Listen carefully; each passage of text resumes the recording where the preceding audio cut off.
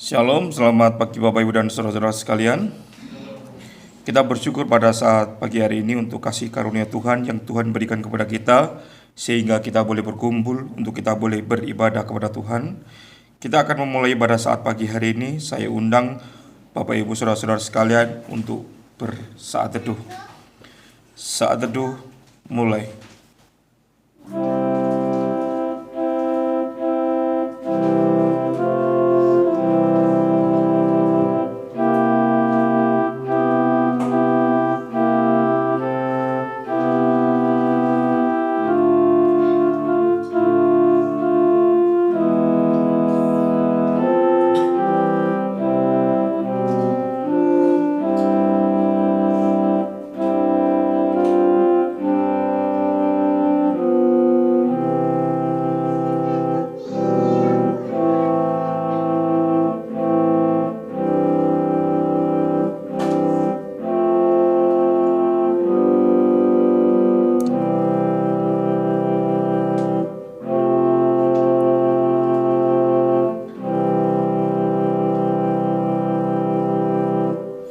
Pertolongan kita adalah dalam nama Tuhan yang menjadikan langit dan bumi. Amin. Kasih karunia dan damai sejahtera dari Allah Bapa kita dan dari Tuhan Yesus Kristus menyertai kita. Amin. Tetap bangkit berdiri, mari kita menyanyikan pujian kita yang pertama, yaitu Allah Bapa hadir dalam bait sucinya. Kita menyanyikan ketiga baitnya.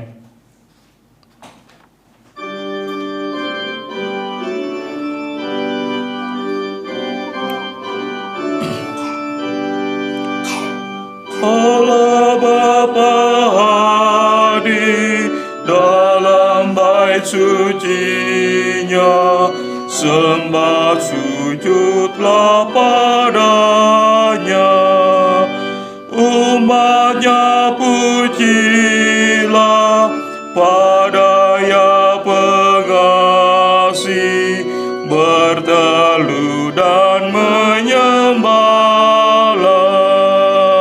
Pujilah padanya, besarlah berkat-Nya, ajaiblah kasih-Nya. Bait yang kedua, Yesus Kristus hadir dalam bait sucinya. Oh, dengarkanlah sabdanya, ya tebus dosaku, ya hibur hatiku, jalan gelap jadi teranglah. Pujilah padanya, ku diselamatkannya. Bait yang ketiga, Rohul Kudus hadir dalam bait sucinya, diam di dalamku, jadikan hatiku bait-Mu yang kudus, kehendak-Mu pun genaplah. Pujilah padanya dalam bait kudus-Nya, selamanya puji Dia. Mari kita berdoa. Bapa kami di surga, kami bersyukur Tuhan untuk anugerah-Mu dan kesempatan-Mu, di mana pada saat pagi hari ini kami boleh berkumpul untuk kami boleh beribadah kepada Engkau. Kiranya Tuhan Kau yang akan senantiasa menolong dan memimpin sepanjang ibadah kami pada saat pagi hari ini. Biarlah Tuhan kiranya di dalam ibadah kami ini Tuhan, biarlah Engkaulah yang senantiasa kami puji dan kami muliakan dalam seluruh ibadah kami. Dan bila nama-Mu yang senantiasa kami puji dan kami muliakan Tuhan. Inilah Tuhan kami serahkan jam dan waktu kami dalam ibadah kami pada saat pagi hari ini. Hanya di dalam nama Tuhan Yesus Kristus kami berdoa. Amin. Silakan duduk Bapak Ibu dan saudara-saudara sekalian. Saya akan membacakan ke-10 hukum Taurat yang terambil dari Keluaran pasal yang ke-20 ayat yang pertama sampai ayat yang ke-17. Saya akan membacakan untuk Bapak Ibu saudara-saudara sekalian. Ke-10 firman, lalu Allah mengucapkan segala firman ini, Akulah Tuhan Allahmu yang membawa engkau keluar dari tanah Mesir, dari tempat perbudakan. Jangan ada padamu Allah lain di hadapanku. Jangan membuat bagimu patung yang menyerupai apapun yang ada di langit di atas, atau yang ada di bumi di bawah, atau yang ada di dalam air di bawah bumi. Jangan sujud menyembah kepadanya atau beribadah kepadanya, sebab Aku, Tuhan Allahmu, adalah Allah yang cemburu, yang membalaskan kesalahan bapa kepada anak-anaknya, kepada keturunan yang ketiga dan keempat dari orang-orang yang membenci Aku. Tetapi Aku menunjukkan kasih setia kepada beribu-ribu orang, yaitu mereka yang mengasihi Aku dan yang berpegang pada perintah-perintahku. Jangan menyebut nama Tuhan Allahmu dengan sembarangan, sebab Tuhan akan memandang bersalah orang yang menyebut namanya dengan sembarangan. Ingatlah dan kuduskanlah hari Sabat. 6 hari lamanya engkau akan bekerja dan melakukan segala pekerjaanmu. Tetapi hari ke-7 adalah hari Sabat Tuhan Allahmu, maka jangan melakukan sesuatu pekerjaan engkau atau anakmu laki-laki atau anakmu perempuan atau hambamu laki-laki atau hambamu perempuan atau hewanmu atau orang asing yang di tempat kediamanmu. Sebab 6 hari lamanya Tuhan menjadikan langit dan bumi, laut dan segala isinya, dan Ia berhenti pada hari ke-7. Itulah sebabnya Tuhan memberkati hari Sabat dan menguduskannya. Hormatilah ayahmu dan ibumu, supaya lanjut umurmu di tanah yang diberikan Tuhan Allahmu kepadamu. Jangan membunuh, jangan berzinah, jangan mencuri, jangan mengucap saksi dusta tentang sesamamu, jangan menghina rumah sesamamu, jangan menghina istrinya, atau hambanya laki-laki, atau hambanya perempuan, atau lembunya, atau keledainya, atau apapun yang dipunyai sesamamu. Demikianlah sejauh pembacaan dari ke-10 firman. Mari kita meresponi dari pembacaan ke-10 firman ini dengan pujian kita selanjutnya, yaitu Batu Saman yang Teguh. Kita menyanyikan bait yang pertama.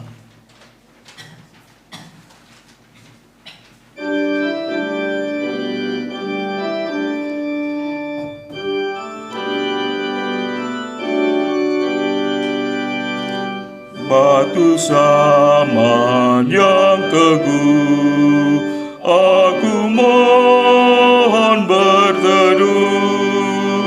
Sucikanlah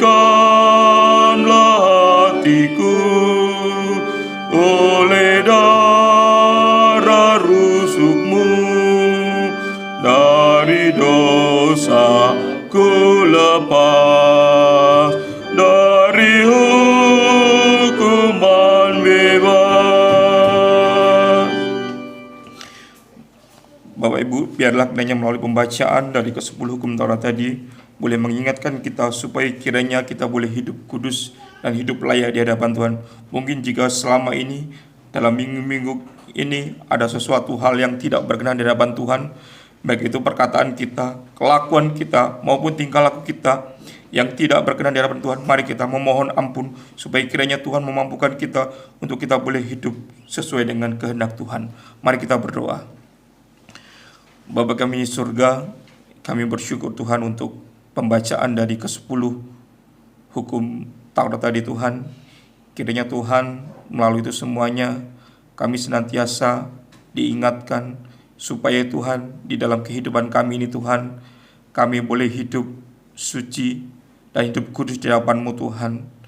Bapa kami surga, mungkin dalam kehidupan kami sehari Tuhan, banyak sekali hal-hal atau dosa yang kami berbuat, baik itu perkataan kami, tingkah laku kami, maupun pikiran kami, baik yang kami sengaja maupun yang tidak sengaja Tuhan. Kami memohon ampun di hadapan Kau Tuhan. Kami mengakuinya Tuhan, bila kiranya Tuhan Kau sendiri Tuhan yang menolong kami, memampukan kami, supaya kiranya Tuhan kami boleh hidup suci dan hidup kudus Tuhan, sesuai dengan kehendak-Mu, sesuai dengan firman-Mu Tuhan. Oleh sebab itu Tuhan, kiranya Tuhan Kau sendiri Tuhan, Roh Kudus-Mu yang senantiasa menolong dan membimbing kami, supaya kiranya Tuhan kehidupan kami ini boleh sesuai dengan kehendak-Mu. Dan bila kiranya kehidupan kami yang benar ini kami boleh menjadi terang, dan kami boleh menjadi saksi bagi setiap orang-orang di sekitar kami Tuhan. Terima kasih Tuhan, bila kiranya Tuhan senantiasa yang menolong, memakai kami, layakan kami, supaya kami boleh menjadi anak-anak-Mu yang memuliakan nama-Mu. Hanya di dalam nama Tuhan Yesus Kristus kami berdoa. Amin. Baik Bapak Ibu, kita melanjutkan pujian kita selanjutnya, yaitu batu zaman. Tadi kita menyanyikan bait kedua dan bait yang ketiga.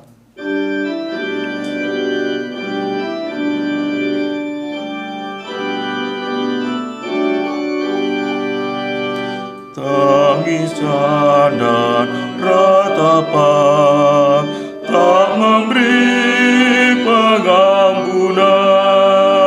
Rajin ku berusaha, tak menghapus dosaku.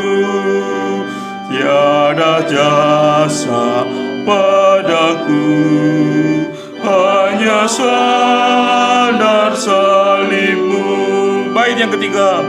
Pada akhir hidupku, waktu tutup mataku, bila aku bertemu menghadap ke tahta-Mu, batu zaman yang teguh, aku mohon berteduh. Untuk pembacaan firman Tuhan, saya serahkan kepada yang bertugas.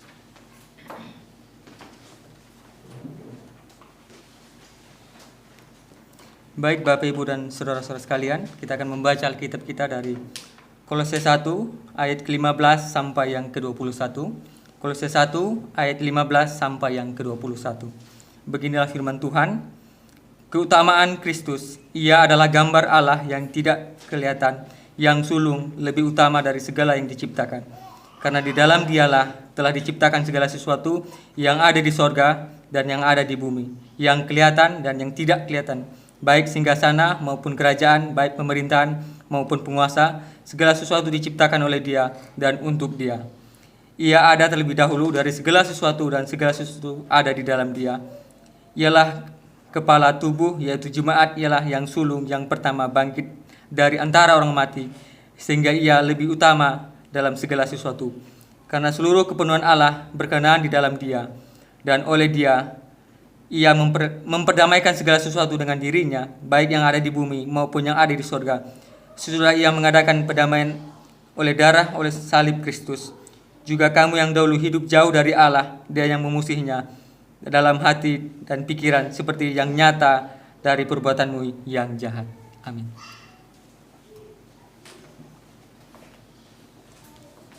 Bapak, Ibu, dan saudara sekalian, sebentar lagi kita akan mendengarkan firman Tuhan. Mari kita menyanyikan pujian kita, yaitu Mazmur 118. Kita menyanyikan bait pertama sampai bait yang ketiga.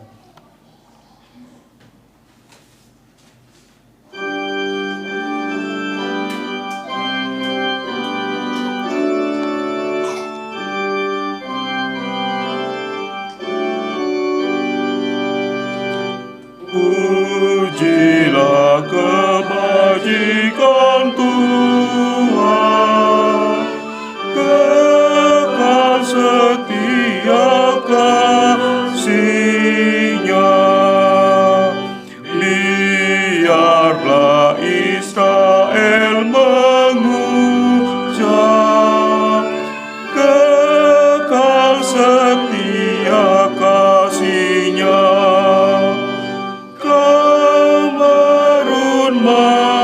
Marilah serukan, kekal setia kasih-Nya. Umat-Nya tawa pada Tuhan, kekal setia kasih-Nya. Bait yang kedua. Ku berseru di kesesatan,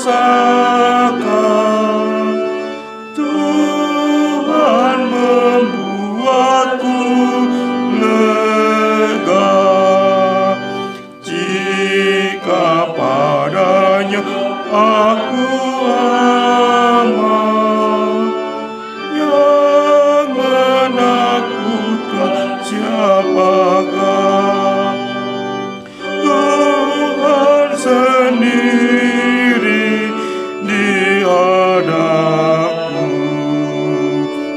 Ku pandang lawan-lau rendah, lindungan Tuhan pilihanku. Di atas kuasa dunia. Bait yang ketiga.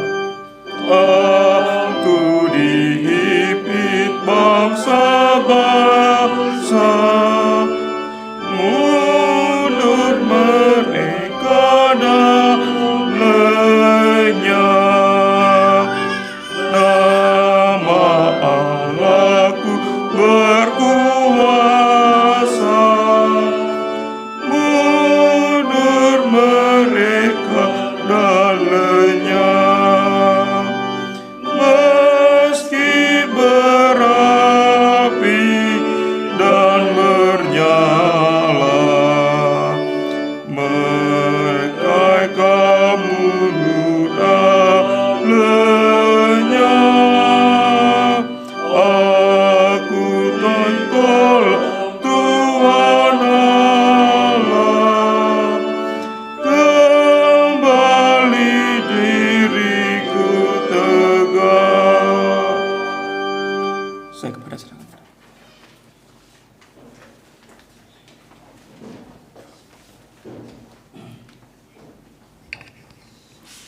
Kita berdoa. Bapa di surga, terima kasih Tuhan untuk kesempatan yang terus-menerus Tuhan berikan kepada kami, untuk kami boleh terus berbakti, beribadah kepada Tuhan. Dan pagi hari ini kami akan mendengarkan firman Tuhan. Berkati jam pemberitaan firman Tuhan ini. Berikan kami semua pencerahan sehingga kami boleh mendengarkan firman Tuhan dan tidak lewat begitu saja, tapi firman Tuhan ini betul-betul kami bisa pahami, kami mengerti dan boleh tinggal di dalam kehidupan kami. Boleh menguasai seluruh pikiran dan hati kami, dan kami boleh lakukan itu dalam kehidupan kami setiap hari. Terima kasih Tuhan. Kami bersyukur dalam nama Tuhan Yesus Kristus kami berdoa. Amin. Saudara, saya akan melanjutkan khotbah saya minggu yang lalu, yaitu mengenai keutamaan Tuhan Yesus Kristus di atas orang-orang suci, di atas manusia yang dianggap suci, di atas para rasul, para nabi, di atas gereja, di atas Bunda Maria. Dan saudara, kita akan hari ini membahas ayat 18 sampai dengan ayat yang ke-20. Di dalam ayat yang ke-18 saya akan membacakan kembali. Di situ dikatakan, ialah kepala tubuh, yaitu jemaat.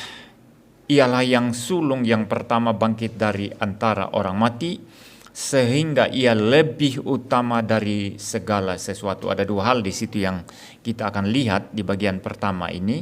Yang pertama, ia adalah kepala tubuh, yaitu jemaat. Lalu yang kedua, ialah yang sulung yang pertama bangkit dari antara orang mati. Nah, dikatakan ia adalah kepala tubuh, yaitu jemaat. Jadi clear sekali Alkitab ini menjelaskan kepada kita bahwa kepala tubuh, yaitu jemaat, yaitu gereja, itu adalah Kristus sendiri. Kepala gereja itu bukan pendeta, kepala gereja itu bukan uskup, kepala gereja itu bukan majelis atau presbiter, kepala gereja itu bukan kardinal, kepala gereja juga bukan paus, tapi kepala gereja adalah Kristus sendiri, dan gereja adalah tubuhnya. Sangat clear ini saudara, sehingga kita tidak mungkin mengangkat manusia menjadi kepala gereja.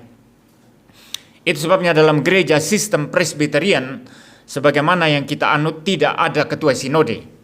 Di dalam gereja-gereja tertentu, ketua sinode seolah-olah bertindak seperti paus. Di dalam gereja Katolik saudara, kita tidak ada ketua sinode. Gereja, pemerintahan gereja dipimpin oleh majelis presbiter, dan para pendeta juga adalah bagian dari majelisan. Jadi saya sebagai pendeta juga adalah majelis. Saya juga penatua, saya majelis.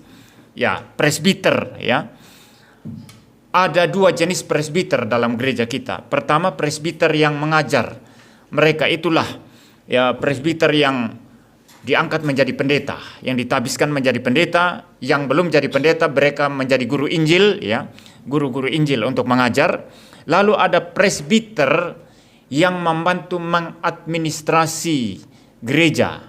Mereka diangkat dari kaum awam yang tidak bersekolah teologi secara full, tapi mereka diangkat karena mereka menonjol di dalam hal pemahaman Alkitab, di dalam hal doktrin mereka menonjol, di dalam hal kehidupan setiap hari mereka berintegritas, layak dipercaya, tidak ada tipu-tipu dalam mulutnya, jalannya lurus. Maka mereka diangkat dari kaum awam menjadi majelis gereja. Nah, inilah bagaimana gereja itu diatur oleh majelis gereja yang terdiri dari pendeta-pendeta dan juga majelis-majelis yang diangkat dari kaum-kaum awam. Lalu saudara, pemerintahan gereja yang seperti ini tidak membutuhkan satu orang tertentu menjadi ketua untuk semuanya. Lalu dia atur semuanya. Dia atur bagaimana pindah-pindahkan pendeta. Kamu kayaknya sudah lama di sini. Kamu harus dipindah. Nanti kalau jemaatnya masih suka pendetanya, protes jemaatnya. Kenapa dipindah? Nah, ini bahaya ya. Ada banyak sharing yang saya dengar di telinga saya, saudara. Di gereja-gereja yang ngaku presbiterian, tapi ada ketua sinodenya. Jadi ada sinode yang bercokol yang mengatur gereja. Jadi hamba-hamba Tuhan, pendeta-pendeta itu dipindah-pindah. Nah, ada pendeta yang masih disukai jemaatnya, dipindah. Jemaatnya tidak mau, saudara. Tapi sinode punya kekuasaan, dia bisa pindah secara paksa, saudara. Dan itu bukan sistem pemerintahan gereja sebagaimana diinisiasi oleh Yohanes Calvin di Jenewa, saudara ya. Jadi di gereja kita tidak ada sistem pemerintahan gereja yang kemudian dikepalai oleh hanya satu orang. Keputusan tertinggi itu ada pada rapat sinode yang merupakan rapat seluruh majelis. Nah, karena majelisnya banyak, pendetanya banyak, maka setiap gereja lokal yang otonom itu akan mengirim utusan di sana. Dia mengirim para pendeta, majelis dari pendeta, dan juga anggota majelis dari kaum yang diangkat dari kaum awam untuk mengikuti sidang sinode. Keputusan sinode inilah yang tertinggi di gereja kita, saudara. Jadi tidak ada ketua sinode yang atur sana, atur sini. Ya, dia tahu semua seluk-beluk gereja. Kita tidak pakai itu, saudara. Maka kita di sini, saudara, bisa mengatur diri kita sendiri. Ya, seperti itu. Gereja-gereja lain pun bisa mengatur diri dia sendiri. Ini sistem presbiterian. Nanti kalau ada masalah di gereja lokal, kalau gereja lokal sanggup, kemajelisan gereja lokal sanggup menyelesaikan masalah itu, ya diselesaikan dalam tingkat lokal, beres. Nanti kalau tidak selesai, itu dibawa ke tingkat klasis gereja-gereja berdekatan. Dibahas di sana. Kalau tetap belum selesai, baru masalahnya dibawa ke rapat sinode. Seperti itu, saudara. Jadi tidak ada kita paus di gereja kita. Ya, saya berdebat terus dengan orang-orang Katolik. Sekarang romo-romo Katolik, saya dijuluki paus MYM. Dia adalah paus gitu ya. Jadi orang Protestan ini masing-masing pendetanya adalah paus, katanya. Ngawur aja, beda. Nggak sama dari sistem kepausan Katolik. Saya kalau ada salah, jemaat bisa tegur enggak? Saya mau tanya. Kalau saya salah khotbah, jemaat bisa tegur enggak? Boleh. Bukan hanya sesama majelis yang boleh menegur, tapi jemaat juga yang punya pemahaman yang baik boleh kasih tahu pendetanya. Pak pendeta, salah kutip ayat tadi. Boleh enggak? Boleh. Saya dulu waktu masih jadi jemaat, saudara, kadang-kadang mulut saya ini nggak bisa direm. Pendetanya kalau salah kutip ayat atau salah kasih ilustrasi atau apa, tiap kali khotbah turun, saya mesti kasih tahu, Pak, tadi Bapak keliru begini-begini, sampai pendetanya mukanya merah, saudara.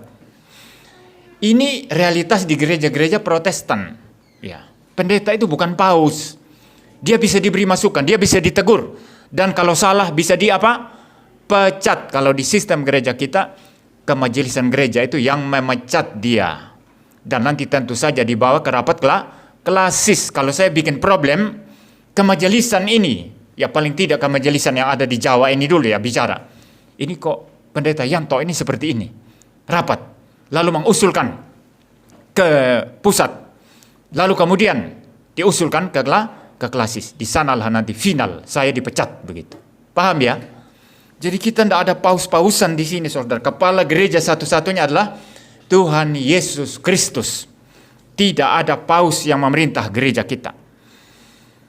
Nah, saudara, karena ayat ini sangat jelas, ialah maksudnya Tuhan Yesus, kepala tubuh, yaitu jemaat. Kita semua ini anggota. Tidak boleh satu anggota meninggikan diri di atas yang lain.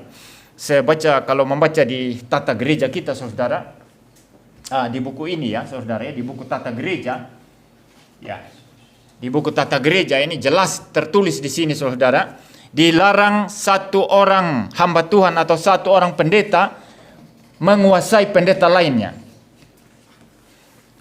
Jelas, clear. Yang ada itu hanya penghormatan kepada seorang senior dan yang junior secara bukan wajib ya, tapi secara sopan santun dia belajar kepada yang lebih dahulu pelayanan. Hanya itu.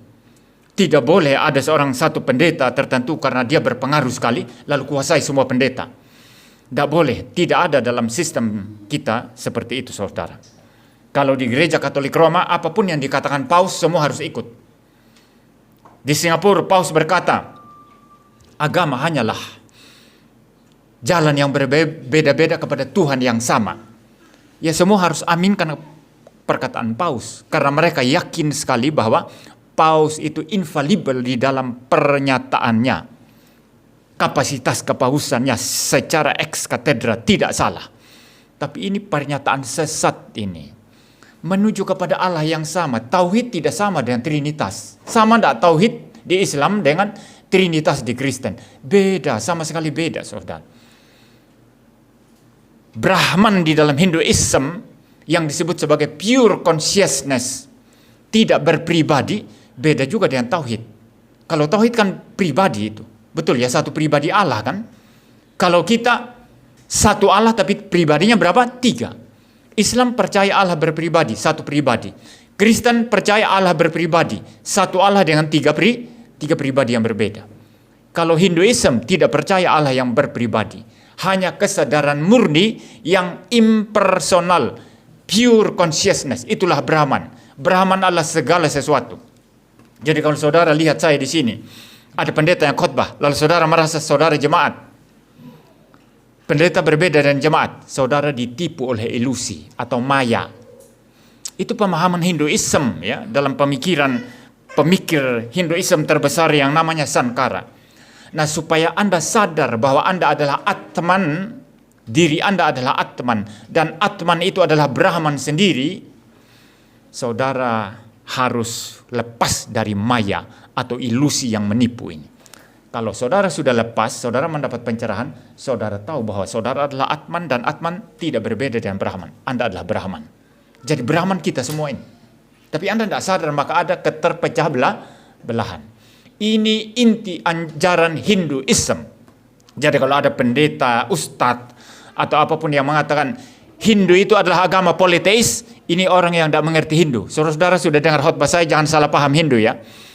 Hindu itu bukan politeis. Lebih tepat disebut panteistik. Karena yang mereka percaya hanya satu Brahman yang impersonal, yang pure consciousness itu. Dia bukan politeis. Dewa-dewa yang banyak itu hanya ada untuk kepentingan upacara saja. Untuk memimpin seseorang mendapatkan pencerahan. Supaya nanti pada akhirnya tahu bahwa dewa-dewa yang banyak ini adalah ternyata hanya Brahman itu sendiri. Paham ya? Ada satu cerita mengenai seseorang yang suka memberi persembahan kepada Siwa, tapi tidak kepada Wisnu. Dia tidak suka memberi persembahan kepada Wisnu. Tiap kali beri persembahan kepada Siwa. Lalu Siwa akhirnya bicara, kamu ini bodoh. Wisnu sama Siwa sama aja sebetulnya. Kenapa kamu harus terus ke saya? Kenapa enggak ke dia? Tapi dia selalu punya alasan. Dan dia berkata, Siwa akhirnya berkata, kamu itu adalah orang fanatik yang tidak paham bahwa Wisnu adalah saya adalah Wisnu. Intinya apa di sini? Brahman yang satu itu. Jadi Hindu itu bukan politeis. Banyak ustadz mengatakan Kristen Trinitas. Ada 3 Allahnya kan? Salah paham lagi ya. Kita percaya hanya satu Allah, bukan 3 Allah. Tapi dalam satu Allah itu ada berapa pribadi? 3 pribadi. Tapi mereka bilang, ustadz Mu'alaf itu yang suka serang Kristen. Mereka bilang, Allahnya orang Kristen ada 3, politeis. Ini sama dengan Hinduism yang politeis. Dia bodoh sekali tidak ngerti Kristen Trinitas. Dia juga bodoh tidak ngerti Hinduism. Saya paham Hinduism karena penelitian S2 saya adalah tentang pemikiran Sankara. Itu tesis master saya di Belanda. Saya menantang ustadz-ustadz itu. Kamu bilang Trinitas sama dengan Trimurti India. Ayo debat sama saya. Tidak ada yang berani, saudara. Mereka tidak ngerti Hinduism, tidak ngerti Kristen mereka itu. Asal serang. Jadi kita kembali kepada pernyataan Paus tadi, saudara. Agama adalah jalan yang berbeda-beda kepada Tuhan yang satu, sama. Tidak ada Tuhan yang sama. Tuhannya Islam beda dengan Tuhannya Kristen. Tuhannya Kristen beda dengan Tuhannya Hinduism. Kalau bicara Buddhism, itu beda lagi konsep ketuhanannya. Tapi kita karena bukan hari itu, hari ini bukan bahas itu, saya tidak mau bahas itu ya. Nanti banyak waktu yang habis. Jadi kita kembali. Apapun yang dikatakan Paus itu katanya infallible, tapi pernyataannya yang di Singapura itu adalah pernyataan sesat itu. Satu lagi pernyataan sesatnya mengatakan, even the atheist, mereka juga diselamatkan. Bahkan orang ateis, mereka diselamatkan. Karena penebusan Kristus itu universal katanya. Ini paham universalism yang mengatakan bahwa semua orang pada akhirnya selamat. Dan ini adalah pernyataan sesat yang bahkan menurut saya bertentangan dengan inti iman Katolik itu sendiri. Tapi mereka kadung percaya Paus infallible. Jadi pernyataan ini pun infallible. Mereka terima, saudara. Nah itulah saudara, kalau kita mengangkat orang menjadi kepala gereja. Orang bisa salah. Manusia bisa salah. Manusia bisa sesat pernyataannya. Karena manusia berdosa, pasti kemungkinan untuk salah ngajar. Salah atau sesat di dalam pernyataan-pernyataan saudara. Tetapi kita kembali lagi, kepala gereja ialah Kristus. Ayat 18 saya baca kembali. Ialah kepala tubuh, yaitu jemaat. Lalu yang kedua, ialah yang sulung, yang pertama bangkit dari antara orang mati. Ini ayat ini atau bagian semacam ini sudah berulang-ulang saya jelaskan ya. Kenapa Yesus Kristus disebut yang sulung yang pertama bangkit? Apa dia yang pertama bangkit? Kalau kita hanya bicara kebangkitan, Lazarus bangkit lebih dahulu daripada Tuhan Yesus. Betul ya? Kalau kita telusuri perjanjian lama, Elia pernah membangkitkan orang mati. Elisa pernah membangkitkan orang mati. Bahkan tulang-tulang Elisa pernah membangkitkan orang mati. Ya, tulang-tulang Elisa. Ketika gerombolan Aram itu datang menyerang Israel, ada serombongan orang Israel pikul mayat, lalu datang serangan gerombolan Aram, lalu mereka ketakutan.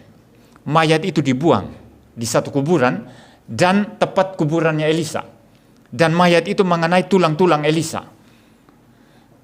Lalu Alkitab berkata, mayat yang menyentuh tulang-tulang Elisa itu bangkit berdiri kembali, hidup lagi. Ya kalau saudara jarang baca Alkitab ya enggak ngerti ini ya, di mana ini ya, kok saya enggak pernah baca itu, enggak pernah dengar itu ya.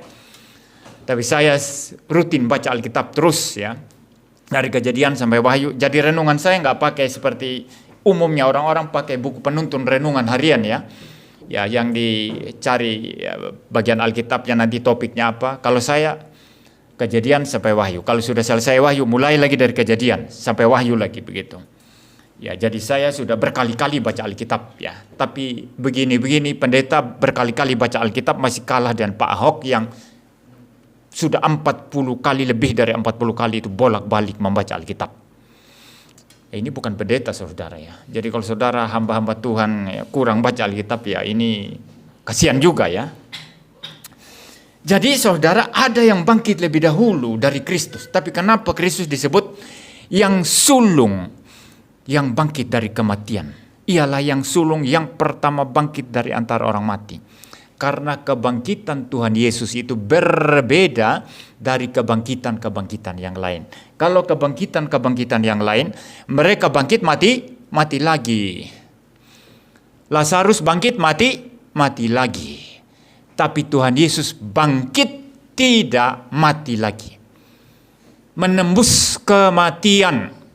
Kematian tidak berkuasa atas Kristus yang bangkit itu.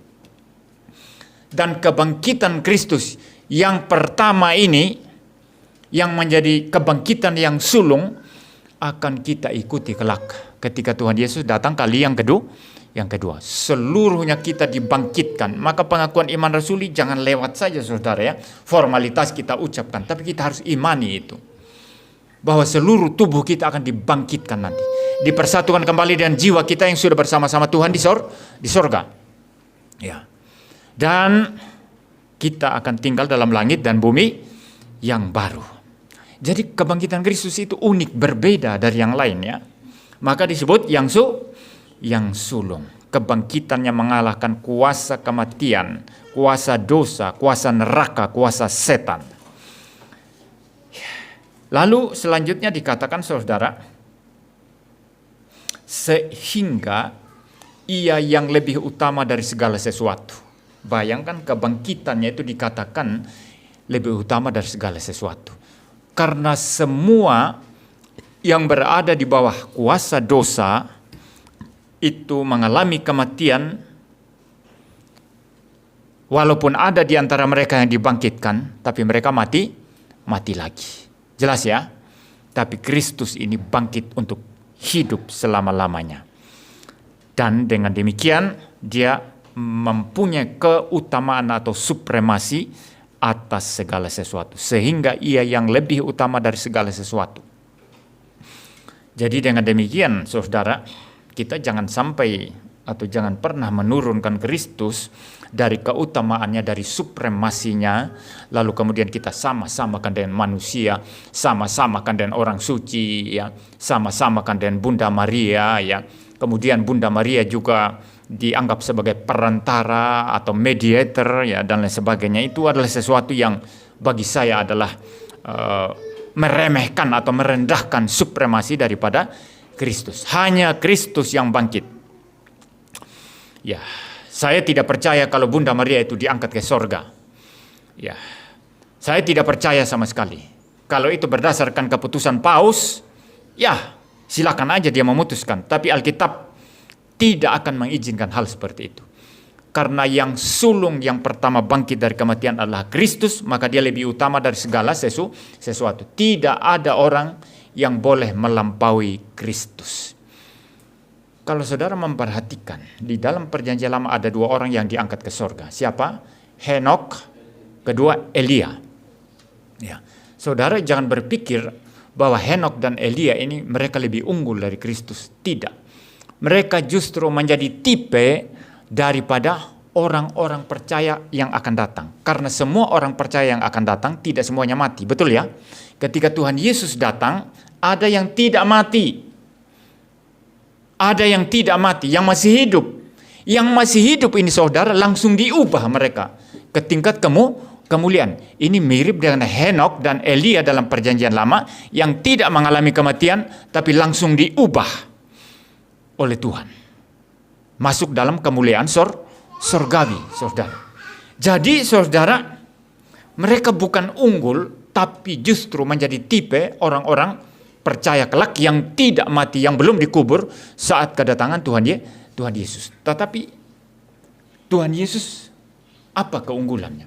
Melewati kematian, menembus kematian. Elia tidak. Paham ya? Elia tidak menembus kematian. Henok tidak menembus kematian. Tapi Tuhan Yesus menembus kematian, dan setelah menembus kematian naik ke surga. Beda saudara, sama sekali berbeda dengan cara naiknya Elia, cara naiknya Henok ke surga. Nah, kalau Bunda Maria itu pasti mati karena semua orang telah berbuat dosa dan telah kehilangan kemuliaan Allah. Upah dosa adalah maut, itu kata Alkitab. Ya. Jadi doktrin yang salah itu kemudian dibuatkan pembenarannya, saudara, tetap sulit untuk dipertahankan. Saya kasih satu contoh, dan ini saya sudah sering bahas ya di dalam ceramah-ceramah saya. Untuk melahirkan Yesus yang suci tidak berdosa, maka butuh Bunda Maria yang suci tidak berdosa juga.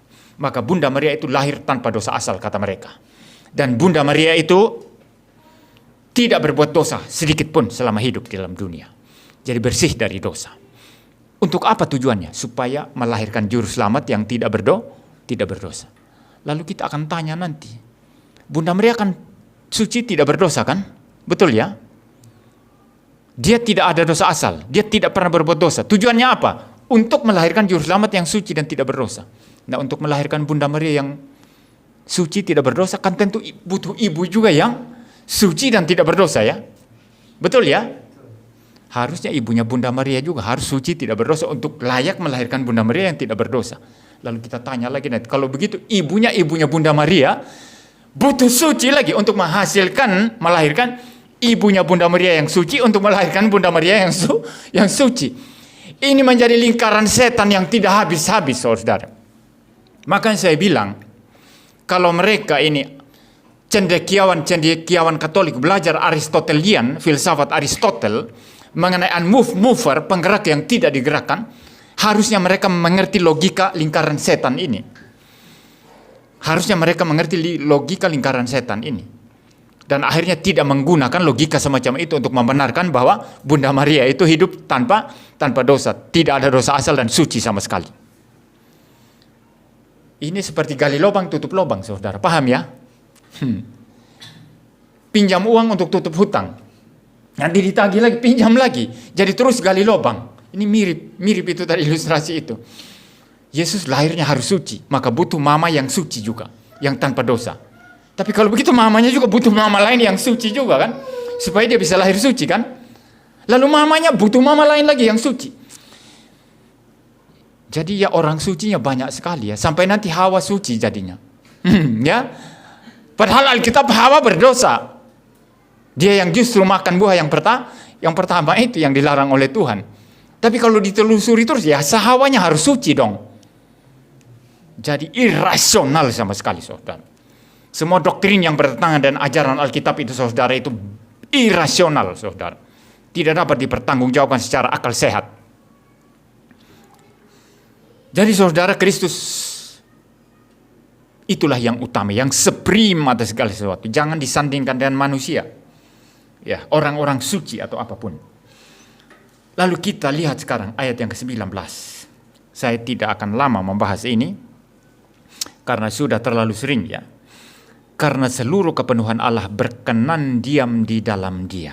Apa maksudnya nih? Seluruh kepenuhan Allah berkenan berdiam di dalam Dia. Kalau seluruh kepenuhan Allah berdiam dalam Kristus, seluruh kepenuhan Allah berdiam di dalam Kristus. Berarti Kristus adalah Allah dong. Yang punya kepenuhan keseluruhan Allah itu siapa? Hanya Allah ya. Seperti Anda, saya mempunyai keseluruhan kemanusiaan. Kita ini penuh sebagai manusia, saudara. Yang namanya manusia, bukan manusia jadi-jadian atau manusia bikin-bikinan ya, saudara ya. Jadi kalau Tuhan Yesus itu adalah di mana kepenuhan kealahan itu berdiam di dalam Dia, maka Dia adalah Allah ya, saudara. Karena yang mempunyai seluruh kepenuhan kealahan itu hanyalah Allah itu sendiri. Dan oleh karenanya Kristus di sini yang utama dari segala sesuatu, yang dikatakan adalah gambar Allah yang kelihatan, yang lebih utama dari segala sesuatu, yang adalah kepala jemaat, yang pertama bangkit dari antara orang mati. Pada saat yang sama, dia bukan hanya manusia saja, tapi juga di dalam natur ilahinya, dia adalah Allah. Kalau begitu saudara, ini bukan sekadar supremasi biasa. Supremasi orang hebat ada batasnya ya. Orang bertanding lalu jadi juara ada batasnya. Masih ingat mungkin generasi tua ya, yang namanya Mike Tyson ya. Mike Tyson itu petinju yang brutal sekali itu. Itu lawan-lawannya kalau tidak siap itu dalam beberapa detik itu dihajar KO itu Mike Tyson. Tapi kemudian juga kena batunya saudara, kena Evander Holyfield ya, sampai Tyson itu pusing-pusing sampai akhirnya gigit-gigit telinganya Evander Holyfield saudara. Ya. Jadi supremasi manusia itu ada batasnya, kehebatan manusia itu ada batasnya. Ya, kepintaran manusia, kehebatan manusia, kekuatan manusia itu selalu ada batasnya. Tidak pernah tidak terbatas. Tapi Kristus mempunyai supremasi yang tidak terbatas. Pertama, karena sebagai manusia di dalam kemanusiaannya, sebagai Mesias dalam kemanusiaannya, dia sukses mengalahkan kuasa setan, kuasa dosa, kuasa maut, kuasa neraka. Dia menang mutlak. Maka dia dikatakan di dalam Injil Matius, segala kuasa di sorga dan di bumi telah diberikan kepadaku. Saudara jangan pikir, kalau begitu sebelum itu Yesus nggak punya kuasa. Itu salah, bukan itu maksudnya. Sebagai Allah, dia adalah Allah, punya kuasa. Tetapi dalam kemesiasannya, ketika dia sukses menjalankan karya mesianiknya, dia mengklaim kuasa itu di surga dan di bumi. Paham ya? Kalau seandainya misalnya dia tidak sukses, dia nggak bisa mengklaim itu. Paham ya saudara? Jadi Yesus lolos taat dari lahir sampai mati. Lolos menderita di atas kayu salib, tidak melarikan diri dari salib. Ketika dia lolos mengalahkan kuasa dosa, kuasa maut, kuasa kematian, dia taat mutlak. Tidak satu pun hukum Taurat dibiarkan gugur, dilakukan semua. Maka dia menjadi pemenang. Di sini dalam konteks ini dia berkata, segala kuasa di sorga dan di bumi telah diberikan kepadaku sebagai Mesias. Ini aja supremasinya luar biasa. Bagaimana kalau kita bicara dia adalah Logos Allah yang bertemu dengan Musa di semak belukar, terbakar tapi tidak gosong semak belukarnya. Lalu dia berkata, I am that I am. Aku adalah aku. Supreme sekali saudara. Sangat-sangat utama, sangat-sangat berkuasa, sangat-sangat dahsyat sekali. Itu Tuhan Yesus saudara. Jadi dari aspek apa mau lawan Tuhan Yesus? Mau lawan dari aspek mesianiknya, dia berkata, segala kuasa di sorga dan di bumi telah diberikan kepadaku. Hanya dia mengalahkan kuasa dosa, kuasa maut, kuasa setan, kuasa neraka. Tidak ada satupun manusia melakukan itu. Lalu dia juga adalah Logos Allah yang kekal. Firman Allah yang kekal. Dia adalah Allah sendiri. Pribadi kedua Allah Tritunggal. Siapa mau lawan? Enggak ada yang berani lawan saudara. Itu sebabnya ya, ketika Yosua bertemu dengan malaikat Tuhan, kawankah engkau atau lawan? Tuhan tidak bicara dalam level Yosua ya, kawan atau lawan ya. Tapi dia berkata, saya adalah panglima bala tentara Allah. Dia adalah pemimpin yang mau memimpin Yosua untuk pergi berperang merebut tanah Kanaan saudara. Bukan sekedar kawan atau lawan. Kalau level manusia, kamu kawan enggak? Ayo kita pikul senjata sama-sama. Kalau kamu musuh, saya bunuh kamu sekarang. Kan gitu ya. Tapi Kristus tidak demikian. Dia supreme di atas Yosua. Dia yang pimpin Yosua untuk pergi berperang saudara. Jadi dari aspek mana saudara boleh mencari celah untuk mengerdilkan Tuhan Yesus? Lalu disanding-sandingkan dengan manusia, orang-orang suci dan lain sebagainya. Tidak ada sama sekali. Di India ada seseorang yang namanya Sai Baba. Pernah dengar nama ini ya, Sai Baba. Orang yang terkenal sangat sakti. Katanya waktu dia lahir tidak nangis. Kalau bayi lahir tidak nangis, saudara, orang tuanya harus nangis. Kalau bayi tidak nangis, berarti orang tuanya yang harus nangis. Karena ini ada problem bayi ini. Tiba-tiba dia mati mendadak nanti. Tanda bayi lahir sehat itu dia harus nangis, saudara. Nah, katanya Sai Baba itu gak nangis waktu lahir. Lalu sama mamanya atau tantenya ya, ketika baru lahir, ditaruh di satu tempat, dibiarkan di situ. Lalu kemudian beberapa saat diambil, ternyata di bawahnya itu ada ular kobra, dan ular kobra itu tidak menyakiti Sai Baba, tapi seperti menjaga Sai Baba. Maka Sai Baba ini dipercaya adalah keturunan ilahi. Dia bersifat ilahi begitu. Suatu saat ketika dia bermain-main, mulutnya terbuka, ada alam semesta di mulutnya. Ya, banyaklah cerita tentang Sai Baba, saudara. Saya pernah dengar satu cerita, kalau saya tidak salah itu Pendeta Stephen Tong mungkin yang ngomong begitu ya saudara ya, di dalam satu KKR-nya ya. Ada satu orang dari Amerika, Dia sudah dengar kabar tentang Sai Baba. Kalau Sai Baba ini bisa membaca, meramal.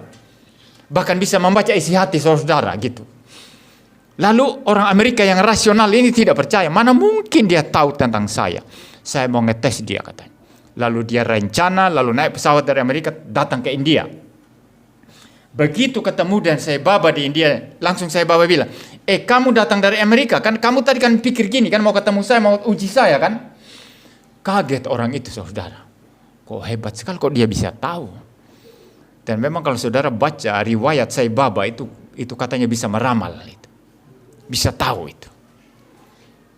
Tapi menurut saya, kuasa yang ada di dunia ini pun kan bisa seperti itu kan? Ya, jangan terperangah atau terpesona dulu saudara. Ya. Karena memang kuasa yang ada di dunia ini dalam derajat tertentu bisa melakukan hal-hal semacam itu. Saudara masih ingat ya? Musa dan Harun Harun lempar tongkat Musa. Jadi apa? Jadi ular. Lalu ahli-ahli Mesir, ahli nujum Mesir lempar tongkat mereka jadi apa? Jadi ular juga. Tapi bedanya ular dari tongkat Musa memangsa habis, melahap habis ular-ular yang dari tongkat orang-orang ahli Mesir, saudara. Jadi kuasa Tuhan di atas itu. Ya, tidak pernah kuasa Tuhan di bawah itu.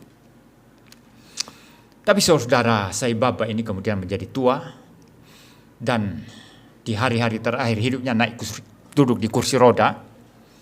Dan suatu saat ketika ada murid atau pengikutnya itu tidak tahu karena apa, dia naik ke satu tempat lalu tiba-tiba terpeleset jatuh dan menimpa Sai Baba yang memperburuk kesehatan Sai Baba.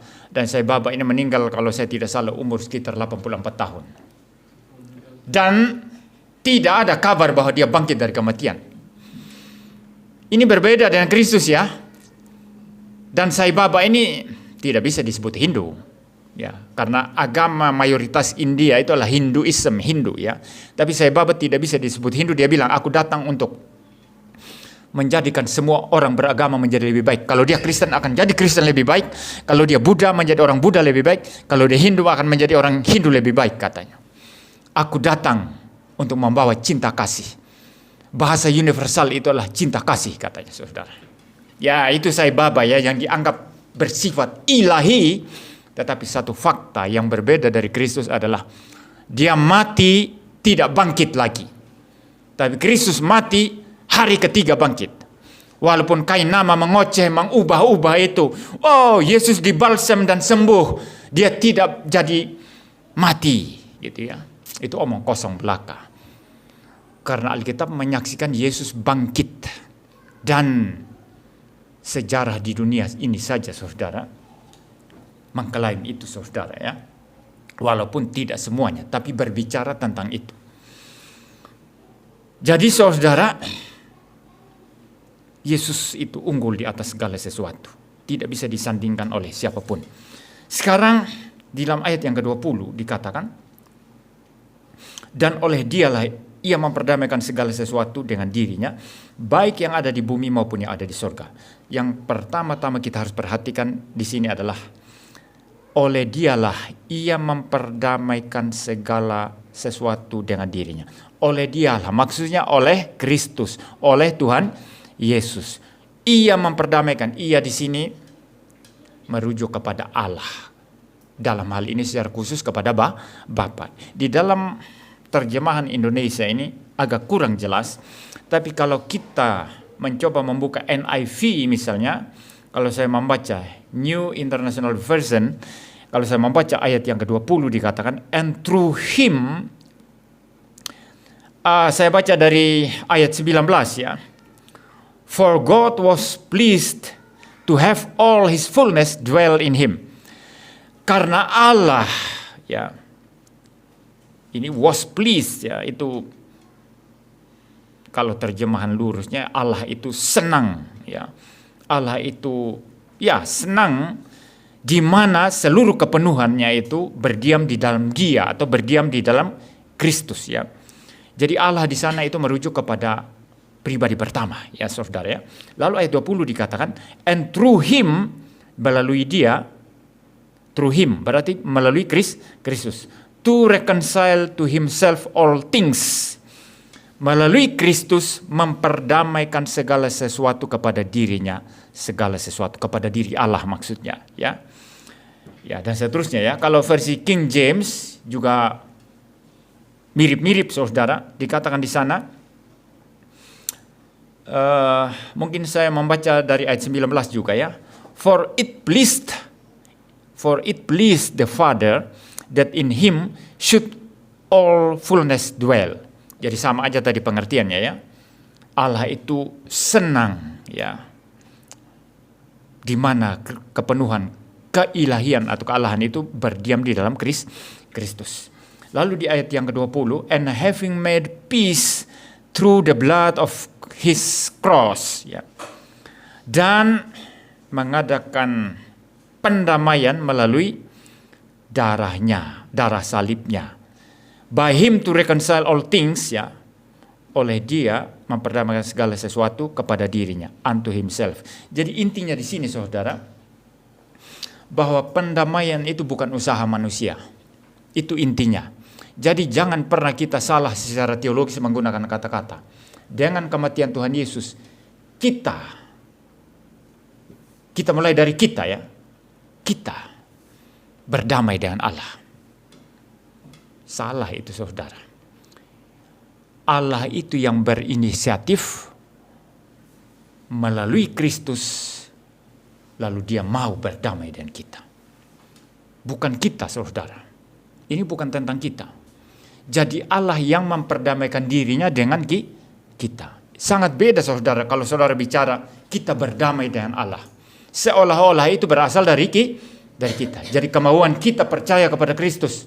Dan setelah kita percaya kepada Kristus, kita jadi berdamai dengan Allah. Ini mirip dengan orang tua ya. Beda kalau orang tua sama Allah itu beda. Orang tua kita di dunia. Anak bikin kesalahan ya. Ya. Anak itu bikin kesalahan. Ya. Lalu orang tua marah sekali. Katakanlah papanya marah ya. Biasanya anak-anak itu kan dekat sama mamanya ya. Lalu mulai ngomong, papa kok marah ya, tidak mau ngomong sama saya. Ya sudah, nanti saya ngomong sama papa. Lalu mama datang bujuk-bujuk papanya. Lalu papanya bilang, kalau anak itu tidak datang push up 10 kali di hadapan saya tidak mau berdamai dengan dia. Jadi nanti inisiatif siapa untuk berdamai? Anak itu harus berinisiatif. Ini dunia. Paham ya?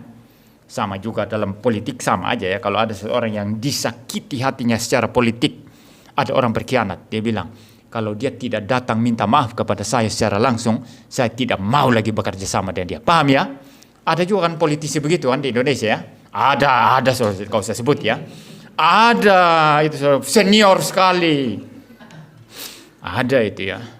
Jadi sampai tua sekalipun tetap tidak mau ketemu orang itu yang dianggap berkhianat dengan dia. Jadi yang menjadi syarat pendamaian itu siapa? Ya orang yang dianggap bersalah itu yang datang merendahkan diri, betul ya? Tapi penebusan Kristus tidak demikian. Jangan salah paham.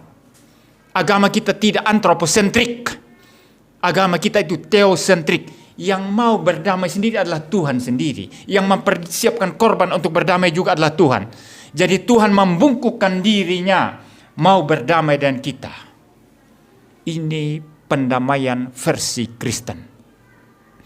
Karena tidak ada manusia berdosa mau berdamai dengan Tuhan. Tidak ada itu saudara. Kita semua ini sama dengan Adam dan Hawa di Taman Eden. Sama ya. Ketika Tuhan datang lari bersembunyi saudara. Ketika Tuhan datang kita kemudian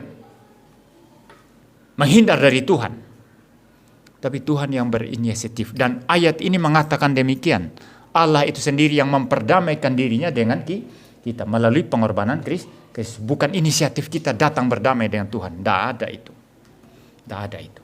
Di dalam hal ini sekali lagi, saudara lihat supremasi Kristus dan supremasi Allah Tritunggal di dalam hal pendamaian.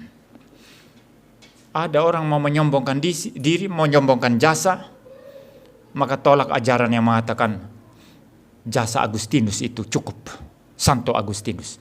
jasa Santo Petrus, jasa Santo Paulus cukup untuk kita datang berdamai dengan Allah. Maka ada doa kepada Santo Petrus, Santo Paulus, doa kepada Bunda Maria. Tolonglah kami ini yang berdosa. Itu semua usaha dari bawah, usaha manusia. Melawan ayat ini, firman Tuhan ini. Yang mengatakan Allah itu yang memperdamaikan dirinya dengan kita melalui Kristus. Kita nothing. Kita nol, putul.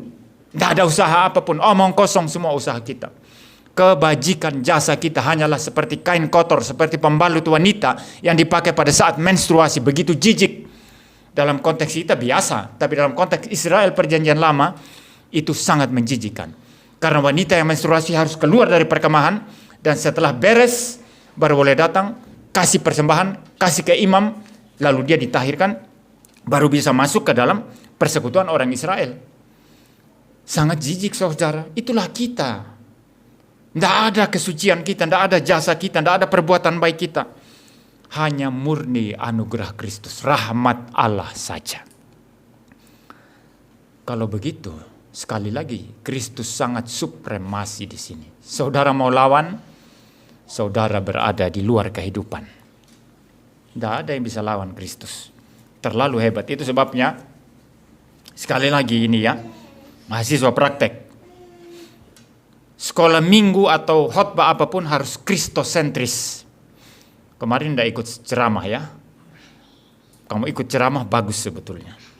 Tidak boleh khotbah moral. Cerita kepada anak-anak mengenai Abraham. Mari anak-anak kita belajar dari Abraham. Abraham tidak seprim. Abraham banyak cacatnya. Harus menceritakan Kristus melalui Abraham. Apa? Khotbah-khotbah saya selalu kristosentris ya. Tidak ada yang tidak kristosentris. Khotbah apapun kristosentris. Kristus, Kristus, Kristus. Dia yang supreme. Ya, apa yang kita belajar dari Maria dan Yusuf pada Natal kali ini, saya paling malas khotbah semacam itu. Ya. Yusuf adalah orang baik yang hatinya baik, tidak mau mencemari istrinya, menyakiti hati istrinya, berniat menceraikan diam-diam ketika tahu bahwa Bunda Maria itu hamil. Apa yang saudara pelajari dari sana? Pelajari Kristus di sana. Natal tentang Kristus, semua tentang Kristus. Anda bicara dari Kejadian 1 ayat pasal 1 ayat 1 sampai 3 dan seterusnya ada. Aja, saudara itu bicara tentang Kristus di situ. Kristus di dalam segala sesuatu. Nah ini keunikan teologi reform. Kristus berada di dalam segala sesuatu.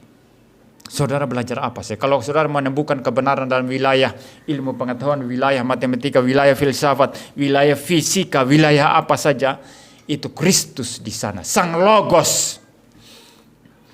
Maka tidak heran ya, kalau ilmu-ilmu disebut ada logi-logi di belakangnya kan, betul ya? Ya, saudara sebut biologi, saudara sebut sosiologi, antropologi. Logos itu kecerdasan Kristus itu adalah intelijensia Kristus itu, Sang Logos itu. Saudara pergi kemana-mana di tempat yang bahkan bukan Kristen, saudara lihat keteraturan di sana, saudara lihat reason di sana, saudara lihat logik bagaimana segala sesuatu diatur dengan tertib di sana. Saudara lihat gedung yang sangat bagus, yang sangat simetris, sangat secara arsitektur itu sangat bagus, sangat indah. Sangat kokoh. Saudara lihat logos di sana, reason di sana, akal budi di sana, yaitu Kristus itu sendiri. Ya. Jadi saudara, Kristus terlalu supreme. Jadi jangan bandingkan dengan Bunda Maria, jangan bandingkan dengan orang-orang suci, jangan bandingkan dengan para rasul, jangan bandingkan dengan para nabi, jangan bandingkan dengan paus yang semuanya hanyalah orang-orang berdosa, penuh cacat dan kelemahan. Semua kita hanya butuh rahmat Allah. Mari kita pulang dari tempat ini saudara, dengan satu kesadaran, dengan kerendahan hati yang luar biasa. Yang mengaku dalam hati kita bahwa kita hanya mutlak butuh anugerah Allah di dalam kehidupan kita. Mari kita berdoa. Bapa di surga, terima kasih Tuhan untuk pagi hari ini. Kami lihat supremasi Kristus. Kami harus akui itu. Kami harus merendahkan diri sedemikian rupa. Dan kami boleh menjadi orang-orang Kristen yang selalu mengutamakan Kristus dalam seluruh kehidupan kami.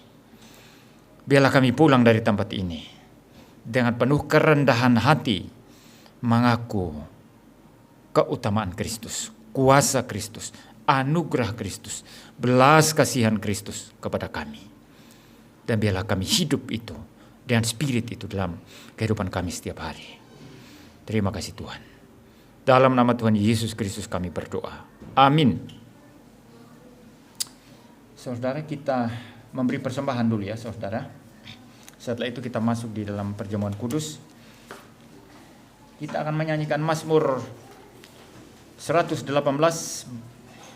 bait yang pertama saja.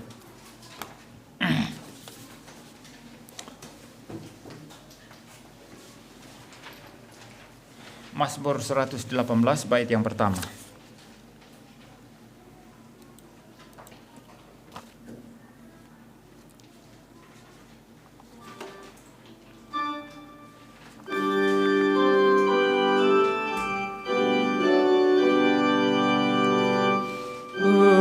Pujilah kebajikan Tuhan, kekal setia kasih-Nya.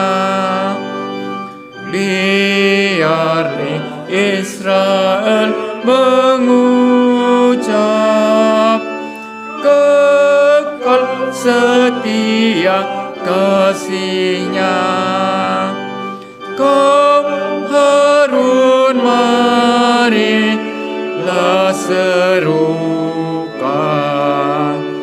kekal setia kasih-Nya.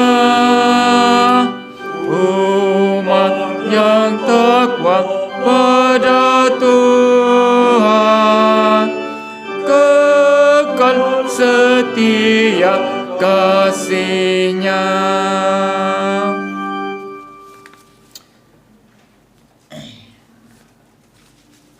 Mari kita berdoa untuk persembahan.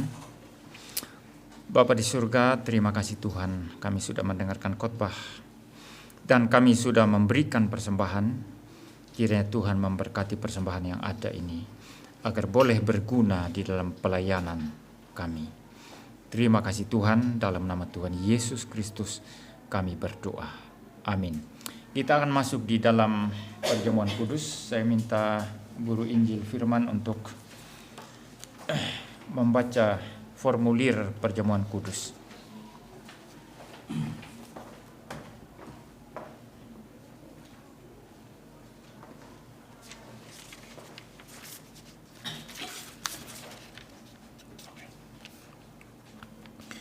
Sidang Jemaat Tuhan kita Yesus Kristus.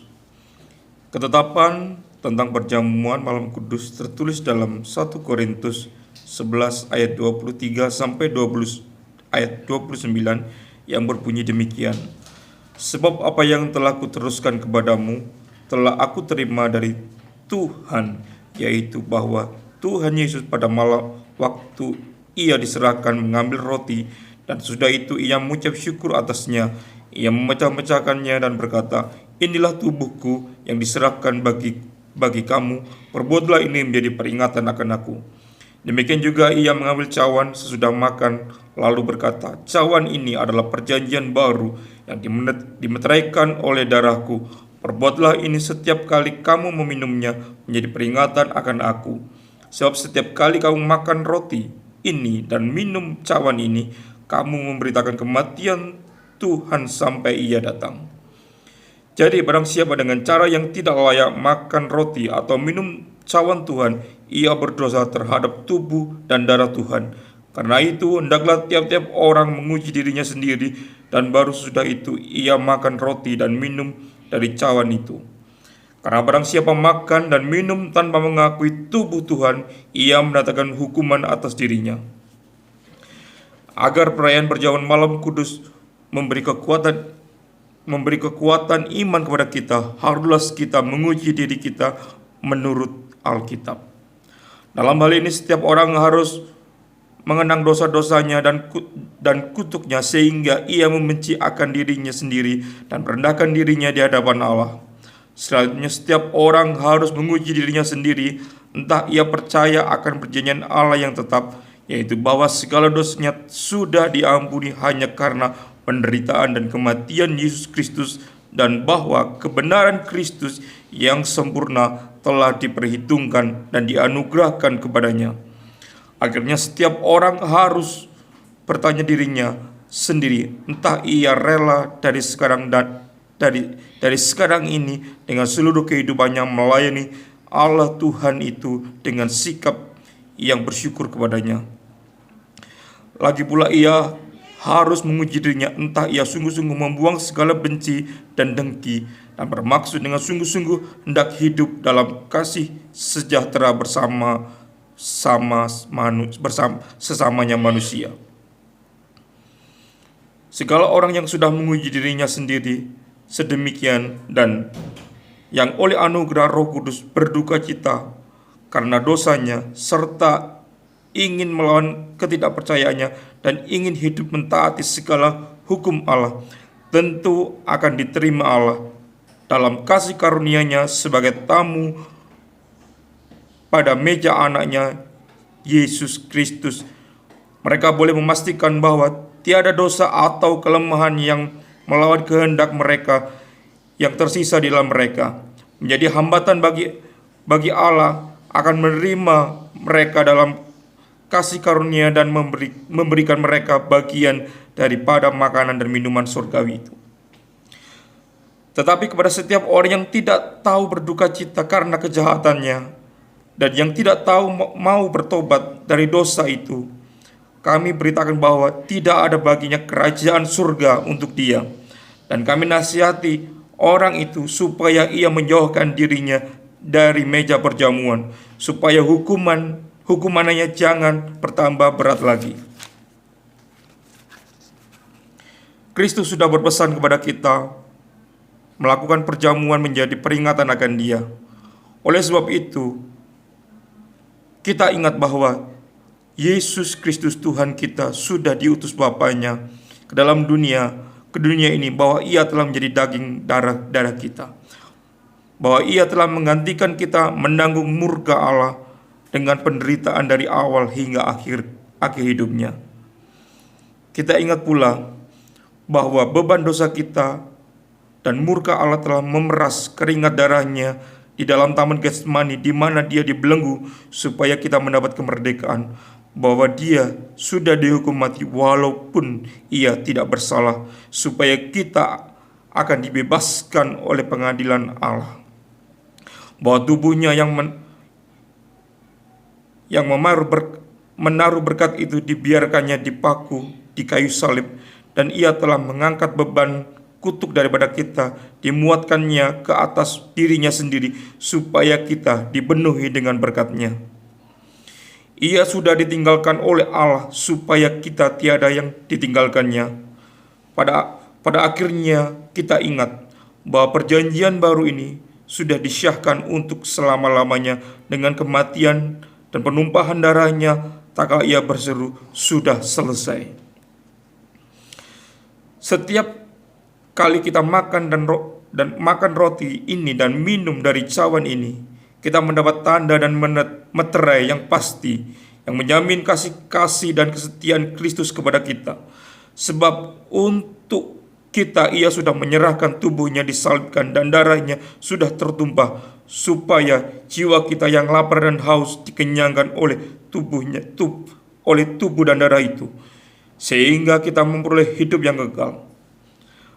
Hal ini sama pasti seperti kepada setiap orang daripada kita diberikan roti ini dan cawan ini, dan kita memakan dan meminumnya menjadi peringatan akan Dia. Oleh penderitaan dan kematiannya, Kristus juga memperoleh Roh Kudus yang menghidupkan bagi kita. Oleh Roh Kudus Ia mengerjakan supaya kita hidup dalam persekutuan dengan Kristus, sehingga kita menerima bagian daripada segala hartanya. Oleh Roh Kudus yang sama, Ia mengerjakan juga persekutuan antara sesama sendiri dengan kasih persaudaraan sebagai anggota dari satu tubuh. Karena Rasul Paulus berkata, karena roti adalah satu, maka sekalipun banyak adalah satu tubuh, karena kita semua mendapatkan bagian dalam roti yang satu itu. Oleh sebab itu, kita semua yang karena iman disatukan dengan Kristus haruslah menjadi satu tubuh, karena Kristus telah mengasihi kita dengan kasih yang utama, dan hal penyatuan itu haruslah kita menyatakan dalam perkataan dan perbuatan.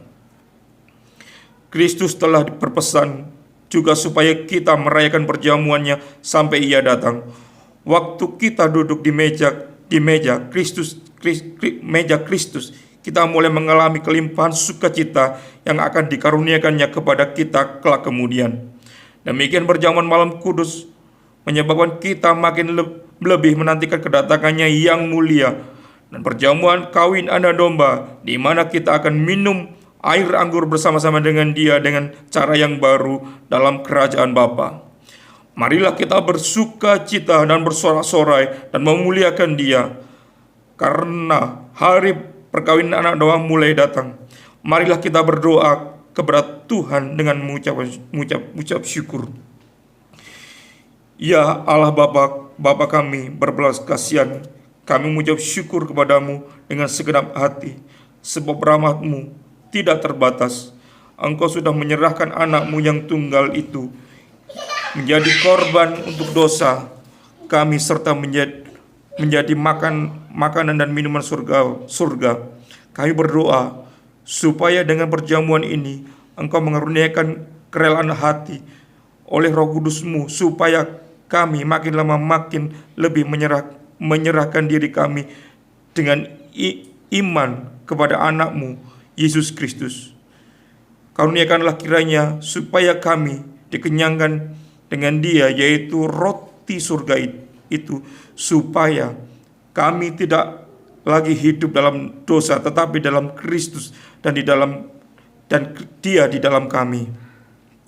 Kuatkanlah kami kiranya dalam persekutuan perjanjian baru ini yang sudah disyahkan oleh darah Kristus, supaya kami tidak bimbang, melainkan percaya bahwa Engkaulah Bapa kami yang kekal, yang penyayang, yang sekali-kali tidak akan menghitung dosa kami, dan memelihara kami dengan segala keperluan tubuh serta jiwa sebagai anak-Mu dan waris-Mu yang kekasih.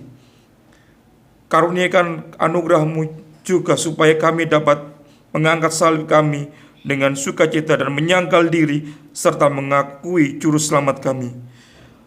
Ajarilah kami supaya kami tahu mengangkat muka di dalam segala penderitaan serta menantikan Tuhan kami Yesus Kristus dari surga, sebab kami percaya bahwa Dia akan menjadikan tubuh kami yang hina ini supaya dengan tubuhnya sendiri yang mulia itu, dan mengangkat kami kepadanya untuk selama-lamanya. Amin.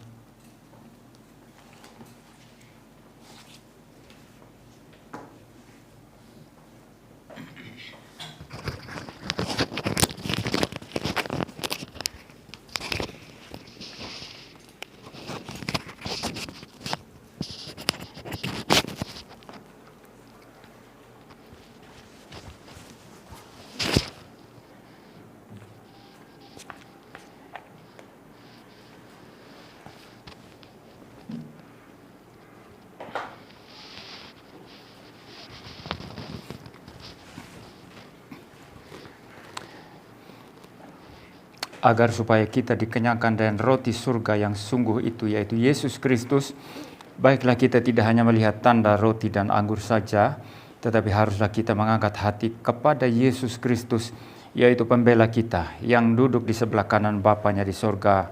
Marilah kita percaya dengan teguh bahwa pasti kita akan dikenyangkan dengan tubuhnya dan darahnya, yaitu sama pasti dengan penerimaan kita, di mana kita pada hari ini makan roti dan minum air anggur ini menjadi peringatan akan Dia.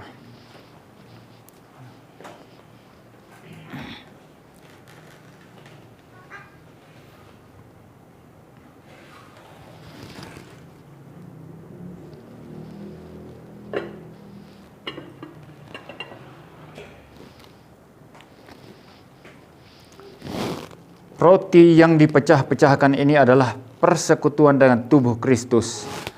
Ambillah, makanlah, ingatlah dan percayalah dengan sungguh bahwa tubuh Tuhan kita Yesus Kristus telah diberikan menjadi kurban perdamaian segala dosa kita.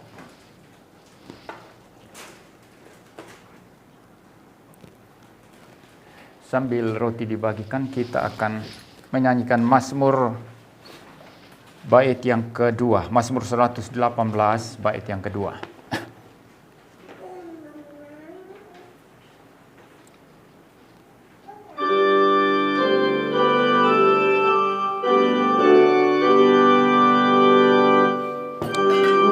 Berseru di kesesakan, Tuhan membuatku lega. Jika padanya aku aman, yang menakutkan siapakah? Tuhan sendiri di pihakku. Kupandang lawanku rendah, lindungan Tuhan pilihanku. Di atas kuasa dunia. Mari kita makan.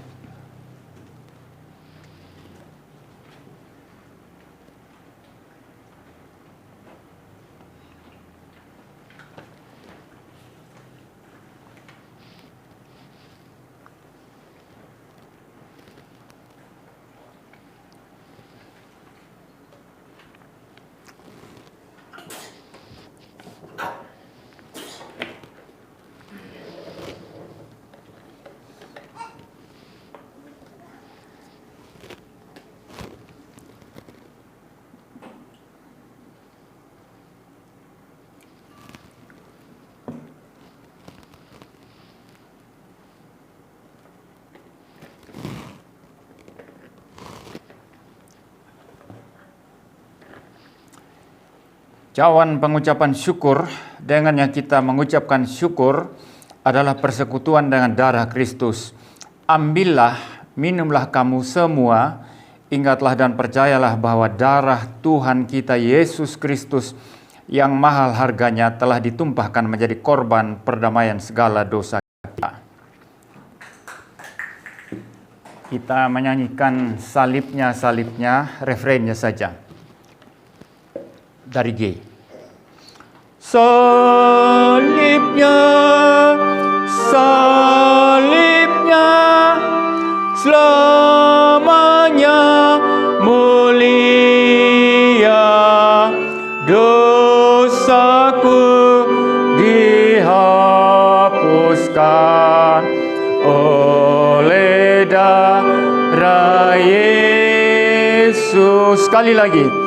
Salibnya, salibnya, selamanya dosaku dihapuskan oleh darah Yesus.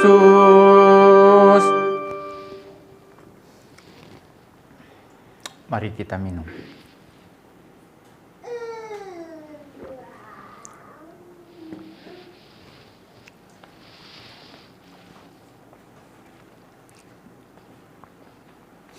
Saudara-saudara kekasih dalam Tuhan, karena kita telah dikenyangkan Tuhan di mejanya, marilah kita bersyukur dan memuji namanya. Pujilah Tuhan, hai jiwaku. Pujilah namanya yang kudus, hai segenap batinku. Pujilah Tuhan, hai jiwaku, dan janganlah lupakan segala kebajikannya. Dia yang mengampuni segala kesalahanmu, yang menyembuhkan segala penyakitmu. Dia yang menebus hidupmu dari lubang kubur, yang memahkotai engkau dengan kasih setia dan rahmat. Tuhan adalah penyayang dan pengasih, panjang sabar dan berlimpah kasih setia. Tidak selalu Ia menuntut dan tidak untuk selama-lamanya Ia mendendam. Tidak dilakukannya kepada kita setimpal dengan kesalahan kita, karena setinggi langit di atas bumi, demikian besarnya kasih setianya atas orang yang takut akan Dia. Sejauh timur dari barat, demikian dijauhkannya daripada kita pelanggaran kita. Seperti Bapa sayang kepada anak-anaknya, demikian Tuhan sayang kepada orang-orang yang takut akan Dia. Oleh sebab itu, akan saya puji Tuhan, baik dengan mulut maupun dengan hati, dari sekarang ini sampai selama-lamanya. Amin. Mari kita berdoa. Ya Allah dan Bapa yang Maha Murah, hanya teruntuk-Mu saja pengucapan syukur bahwa kami di sini diperkenankan pada meja Tuhan kami Yesus Kristus memakan dari roti dan meminum dari cawan demi memberitakan kematian Tuhan kami sebagai satu-satunya dasar daripada keselamatan kami. Kami memuji Engkau sebab oleh Roh-Mu yang suci kami boleh menikmati sukacita dan persekutuan dan anak-Mu dan persekutuan antara kami sama sendiri. Kami berdoa kepadamu, berilah supaya kami dikuatkan dalam iman kami oleh perayaan perjamuan malam ini, menghasilkan buah-buah pengucapan syukur dan dalam seluruh kehidupan kami menunjukkan kasih mesra kepadamu dan kepada kami antara sama sendiri. Biarlah kami dengan ketekunan menantikan kedatangan pula penebus kami yang menjanjikan kami akan minum buah anggur bersama kami dengan cara yang baru di dalam kerajaan-Mu. Padamulah Bapa segala puji dan anak-Mu dan Roh Kudus sekarang sampai selama-lamanya. Amin.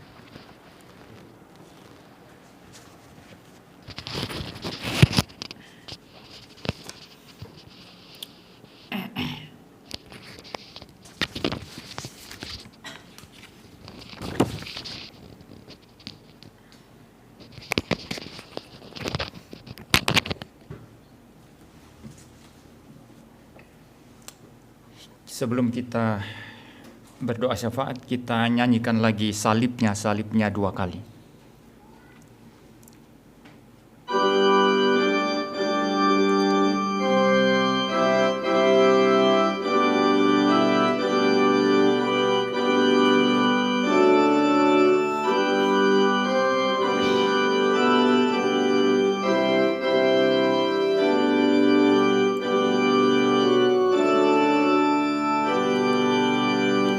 Salibnya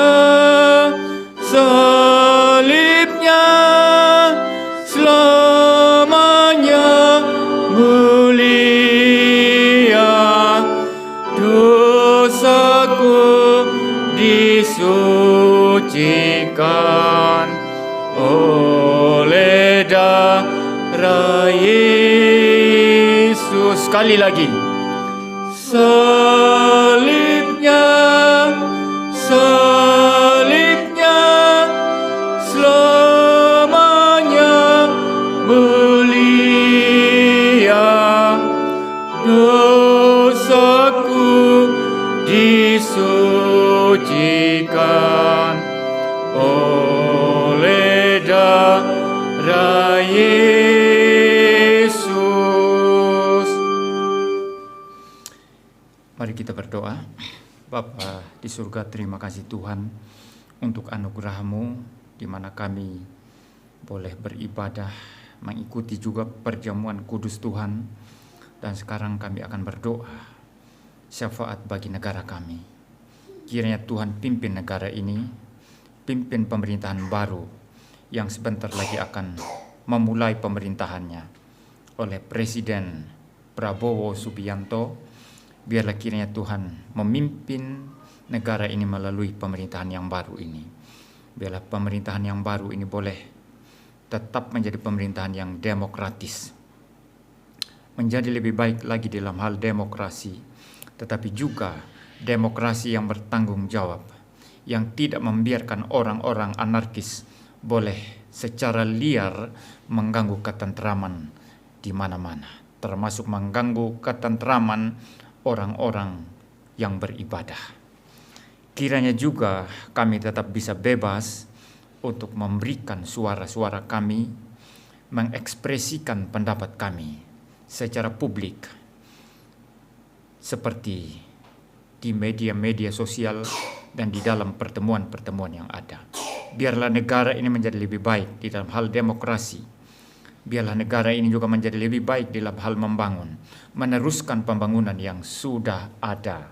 Pembangunan ibu kota yang baru, pembangunan infrastruktur dan seluruh pembangunan yang ada boleh terus dijalankan dan negara kami menjadi lebih baik. Berikan hikmat bijaksana, kekuatan, dan cinta akan rakyat kepada pemerintahan yang baru ini. Terima kasih Tuhan, kami serahkan juga kota Malang yang kami cintai ini ke dalam tangan Tuhan dalam menghadapi pilkada, pemilihan wali kota yang baru. Tuhan pimpin agar terpilih wali kota yang sesuai dengan kehendak Tuhan. Begitu dengan pemilihan gubernur Jawa Timur, Tuhan juga pimpin sehingga terpilih gubernur yang baru yang sesuai dengan kehendak Tuhan. Dan juga untuk pilkada-pilkada di seluruh Indonesia yang dilaksanakan serentak, kiranya juga Tuhan pimpin, Tuhan memberkati agar tidak terjadi kekacauan, dan pemimpin-pemimpin daerah yang boleh Tuhan izinkan memerintah adalah yang sesuai dengan kehendak Tuhan. Biarlah negara kami menjadi lebih baik ke depannya ya Tuhan. Kami berdoa terus menerus karena kebaikan negara kami adalah kebaikan kami juga. Kemakmuran negara kami adalah kemakmuran kami juga. Terima kasih Tuhan. Pimpin kami juga sebagai orang Kristen untuk bertanggung jawab dalam kehidupan kami setiap hari. Dalam pekerjaan kami dimanapun Tuhan tempatkan kami, dalam kehidupan kami sehari-hari. Berkati gereja kami, berkati GGRI di seluruh Indonesia, berkati yang ada di Nusa Tenggara Timur, di Kalimantan, di Papua, di Jawa, dan yang ada di Bali. Oh Tuhan pimpin, Tuhan memberkati agar menjadi gereja yang memberitakan Injil, mengajarkan doktrin yang benar, dan boleh mempertahankan mimbar yang sehat, mimbar yang sungguh-sungguh memberitakan firman Tuhan. Kami berdoa untuk penginjilan di seluruh dunia. Tuhan pimpin, Tuhan berkati. Berkati setiap penginjil, setiap misionari, setiap hamba-hamba Tuhan yang memberitakan Injil. Beri keberanian dan kekuatan kepada mereka semuanya. Inilah doa-doa kami Tuhan. Dalam nama Tuhan Yesus Kristus kami berdoa. Amin. Mari kita bangkit berdiri dan mengucapkan pengakuan iman Rasul. Aku percaya kepada Allah, Bapa yang Maha Kuasa, Halik langit dan bumi, dan kepada Yesus Kristus anak yang tunggal Tuhan kita, yang dikandung dari Roh Kudus, lahir dari anak darah Maria, yang menderita sengsara, di bawah pemerintahan Pontius Pilatus, disalibkan, mati dan dikuburkan, turun ke dalam kerajaan maut, bangkit pula dari antara orang mati, naik ke surga, duduk sebelah kanan Allah, Bapa yang Maha Kuasa, dan dari sana ia akan datang untuk menghakimi orang yang hidup dan yang mati. Aku percaya kepada Roh Kudus, gereja yang kudus dan am, persekutuan orang kudus, pengampunan dosa, kebangkitan tubuh dan hidup yang kekal. Amin. Kita akan menyanyikan Mazmur 134 bait yang ketiga saja.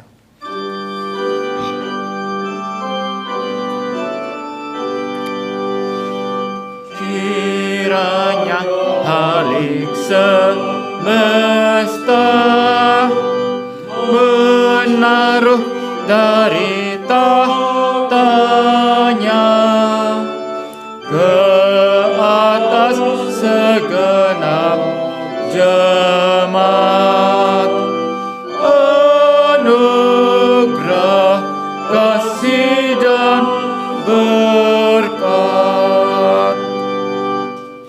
Jemaat Tuhan, pulanglah dan terimalah berkat Tuhan. Tuhan memberkati engkau dan melindungi engkau. Tuhan menyinari engkau dan wajahnya dan memberi engkau kasih karunia. Tuhan menghadapkan wajahnya kepadamu dan memberi engkau damai sejahtera. Amin. Amin.